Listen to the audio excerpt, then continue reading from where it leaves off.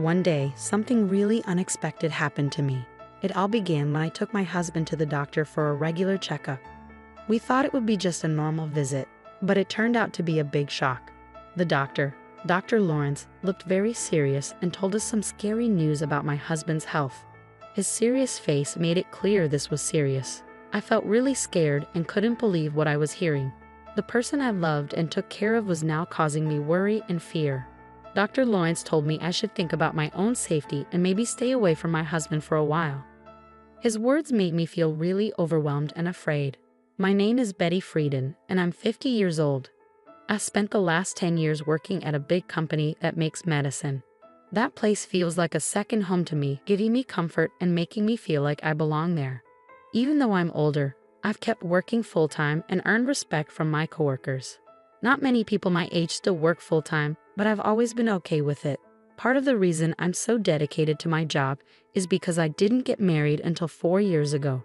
My boss, Gerald, and I are close because we're both single. Once he jokingly asked me if I was ever going to get married, but I knew he was just teasing. Around that time, I was seeing Richard secretly. He's older than me, was married before, and like me, doesn't want kids. We met through a service that helps people find companionship later in life. We decided to keep our marriage quiet, not telling anyone about our plans, even though our boss made jokes about us getting married. Eventually, Richard and I got married quietly, without any big ceremony, just signing papers at City Hall. It was simpler than I expected, but I was excited about our future together. But when Dr. Lawrence gave me scary advice, I had to rethink everything. My feelings of care for my sick husband were now mixed with fear and confusion. Dr. Lawrence's words kept echoing in my head, telling me I needed to act to keep myself safe. As I stood there trying to understand what was happening, I realized I had to make a decision quickly. Suddenly, the life I knew and the plans I had were uncertain. I'm LA, and my husband Richard works at a factory. Honestly, I make more money than he does. Richard started working at the factory right after high school. I grew up in an orphanage and always wanted to be independent. That's why I didn't want to quit my job at the pharmaceutical company even after we got married. I love my job too much. When Richard and I got married, I told my boss Gerald right away. He congratulated me, but I could tell he felt a little sad. Maybe he was lonely because I, his friend who was also single, got married first. I tried joking with him about it, but he didn't seem to want to talk about it, so I dropped it. Even though Gerald's reaction was a bit strange, I was really happy to start this new part of my life with Richard. I imagined all the great things we'd do together. But real life wasn't as exciting as my dreams. Being newlyweds was pretty normal. Not much changed for me. I kept working, and the biggest difference was moving to a quieter area and driving to work instead of taking the bus. Richard and I shared my old car because he didn't have one. About a year after we got married, things started to go wrong. Richard began acting differently. He didn't seem himself. He barely touched his breakfast, seemed lost in his thoughts, and even mixed up simple things like condiments. His clothes didn't match, and he became quieter both at work and at home. While I've always admired Richard's quiet strength, his silence started to weigh heavily on me, making me feel like I was all alone. This feeling of loneliness grew as I noticed these small but important changes in him. It hit me that Richard might be going through a mental health problem. Seeing someone you love struggle without knowing how to help them is really tough. So I decided to take Richard to a special clinic that helps with both mental and physical health. There, he was diagnosed with depression. I knew a bit about depression, but hearing the official diagnosis made everything seem a bit darker. The doctor explained that the best way to deal with depression is to figure out what's causing it and tackle that directly. But finding out what exactly was making Richard depressed was hard. He'd been working at the same factory for years without any problems, and nothing big had changed at his job. I even worried that maybe our marriage was somehow making him feel this way. As we talked with the doctor, I reassured him that Richard and I were living a happy life together, and we couldn't pinpoint any specific problems at home that might have caused Richard's depression. The doctor told us to come back if anything changed, or if we figured out what might be causing his depression. But even after visiting the clinic multiple times, we couldn't find out why Richard was feeling so down. And as time went on, his depression only got worse. On his worst days, he could hardly get out of bed, often had headaches, and sometimes had to call in sick to work. He lost his appetite and a noticeable amount of weight. Eventually, he had to quit his job because he couldn't keep up anymore. Richard felt really guilty for relying on me financially, but I assured him that I was okay with working. My main concern was his health. It was really hard to see him suffering so much, and I was always worried about him. Once, when I was at work, Richard went out and got lost on his way back home. That made me worry even more because I wondered if he was not just dealing with depression, but maybe even dementia. That thought added to my stress. When my coworkers asked how things were going, I had to admit that Richard wasn't getting better. It's really tough to watch someone you love struggle so much without being able to help them. One day, Gerald, my boss, noticed that I looked really tired and gave me an energy drink. It made me feel a little better, and I was touched by his kindness. He reminded me that we're all in this together, and his words almost made me cry. With everything going on with Richard, I hadn't realized how much stress I was under. It became clear that I needed to take care of myself too, or else I might fall apart. So I threw myself into my work, trying to keep things as normal as possible in our lives. A year had gone by, but things hadn't gotten any better for Richard. If anything, they'd gotten worse. As our third wedding anniversary approached, I couldn't see any improvement in his condition. Then, one morning, I realized our car was missing. I checked again, but it was definitely gone. Since Richard's diagnosis, I was the only one who drove it, and I hadn't used it since the day before. So it should have been at home. I asked Richard if he knew where the car might be. He said he thought it was there when he got home yesterday. I remember he had gone out for a bit while I was at work. The doctor had suggested he try walking or jogging to help him cope. If the car was there when he came back, it must have disappeared during the night. With the car gone, I had to use public transport and ended up being about 10 minutes late for work. I explained the situation to Gerald, my boss, who was understanding but curious about the car's disappearance. He wondered if Richard might have taken it, but I didn't think so. Given Richard's condition and his reluctance to drive since getting sick, it didn't seem likely. Despite Richard's memory lapses and mood swings, I couldn't imagine him being responsible for the missing car.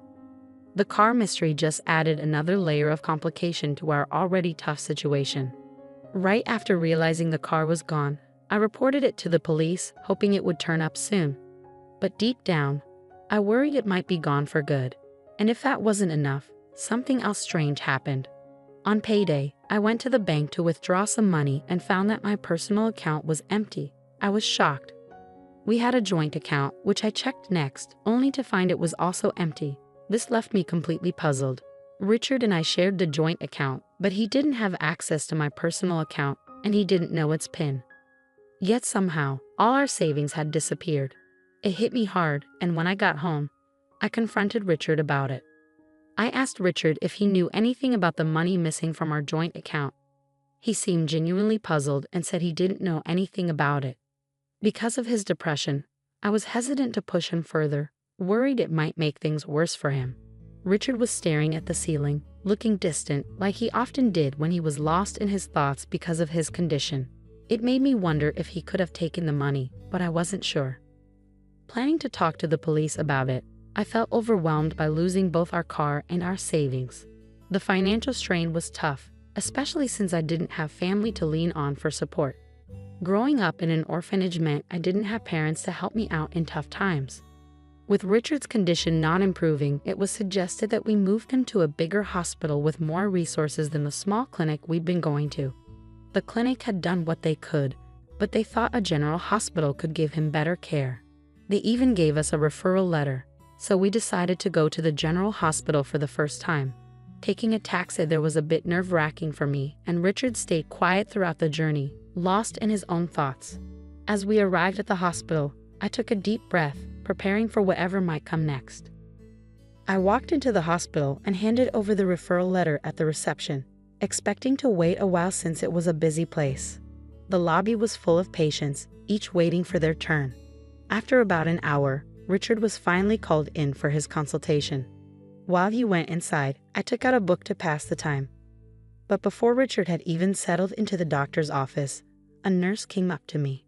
"Excuse me, are you Mrs. Simmons?" she asked. I said yes, and she told me the doctor wanted to see me. Since I was used to discussing Richard's condition, I figured it was something similar this time. I followed her to another room, feeling a bit anxious. There, I met a doctor who looked a bit older than me, with gray hair and a kind manner. Before I could even sit down properly, I asked if this was about Richard's condition. He nodded seriously, and I braced myself for whatever news he had for me. The doctor's next words caught me completely off guard. He told me that Richard had been arrested for fraud 10 years ago and advised me to keep my distance from him. I was utterly confused. Why was this coming up now during a routine medical visit?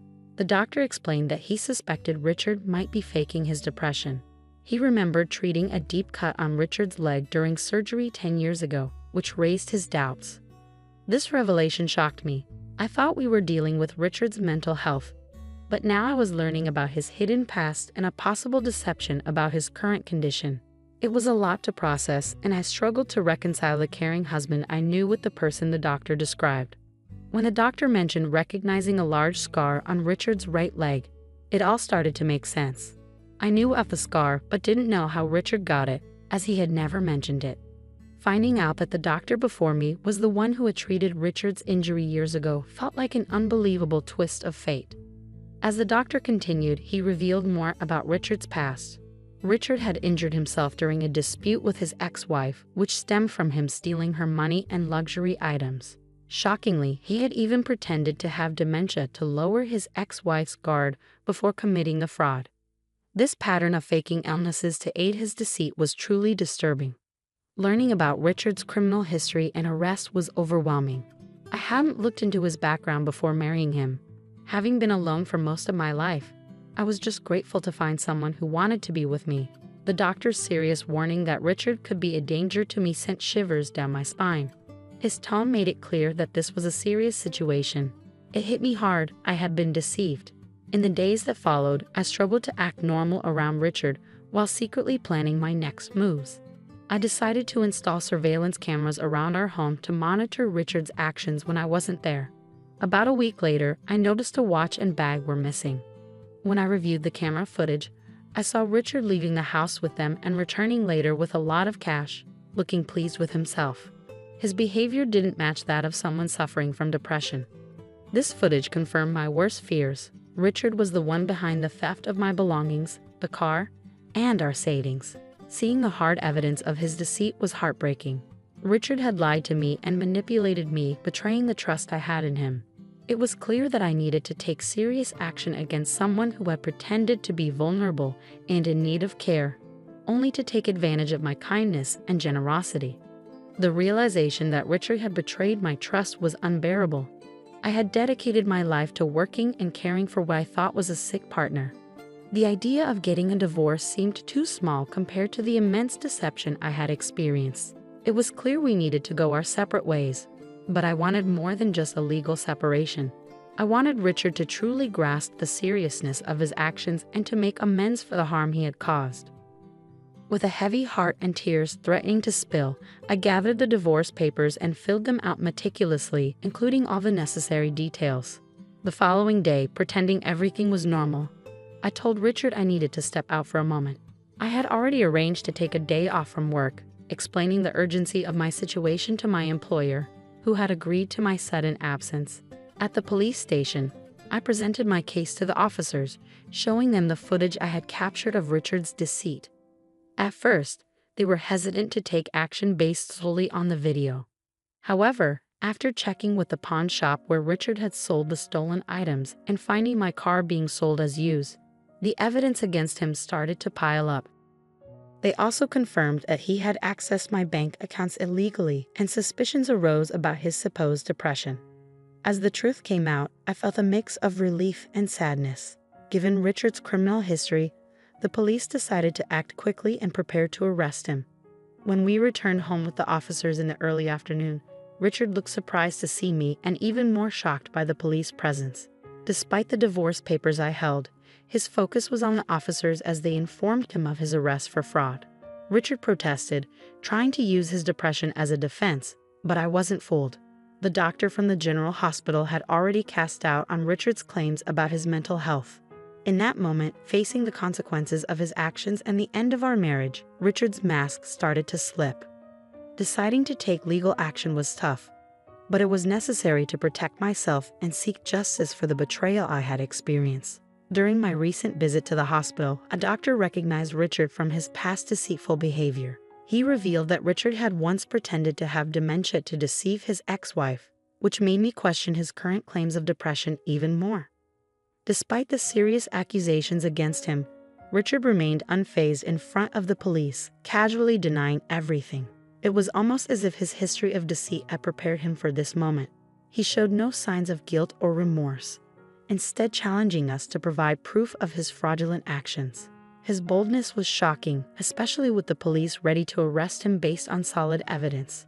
It was clear that he was accustomed to manipulating situations and underestimating their seriousness. For 4 years, he had deceived me, taking advantage of my trust to steal from me and exploit my kindness. Yet, in a twisted attempt to shift blame, Richard suggested that it was my fault for being too trusting, which felt like another insult. His audacity was astounding. I had supported him, hoping for his recovery, only to be betrayed and treated with disdain. In that moment, I lost my patience. I declared my intention to seek legal advice and pursue alimony, urging Richard to face the consequences of his actions. My outburst at the police station surprised everyone, including the officers, but it finally seemed to shake Richard's composure. As the police handcuffed him, his defiance crumbled. He looked defeated, his arrogance replaced with frustration as he was led away. Watching the scene unfold, I felt detached, as if I were watching someone else's life unravel.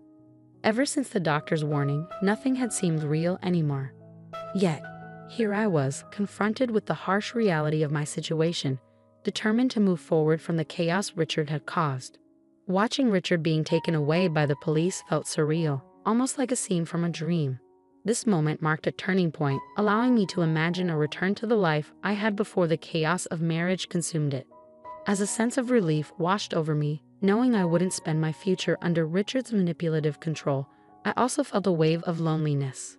Waiting more than 47 years to marry, the idea of being alone once again overshadowed my newfound freedom. 2 months later, our divorce was finalized. Richard's arrest had caused a slight delay in the process, but by the time everything was official, my emotions had settled. I was able to reflect on our shared history with a clear mind. Richard's future was uncertain, facing imprisonment for his second offense. I could only hope that this experience would lead him to sincerely reconsider his choices. In the aftermath of our dissolved marriage, which had become nothing more than a disillusioning memory, I found myself contemplating my next steps over a simple lunch at work.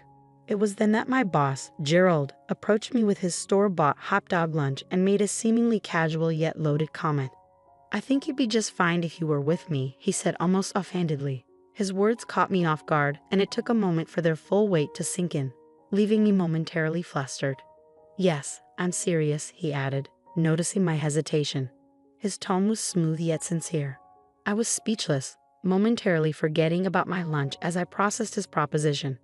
Gerald then went back to work, leaving me to contemplate his unexpected offer. In the days that followed, the idea of a romantic relationship with Gerald had never crossed my mind. Yet, I couldn't ignore the care and stability he had always shown me. His steady presence and responsible nature suddenly made me see him in a new light. Despite my initial reaction, as I continued to eat and ponder, the seeds of possibility that Gerald had planted began to take root in my mind, suggesting a future I hadn't dared to imagine until now. The idea of inviting Gerald out for a meal after work sparked a warmth within me. It kindled a sense of hope for the future. Perhaps this was the perfect moment to embark on a new journey, to explore the possibility of happiness and companionship once again. The thought of stepping out of my comfort zone and into a new beginning with someone who had shown me kindness and support felt both thrilling and comforting. Tonight, I decided, could be the start of something new and beautiful.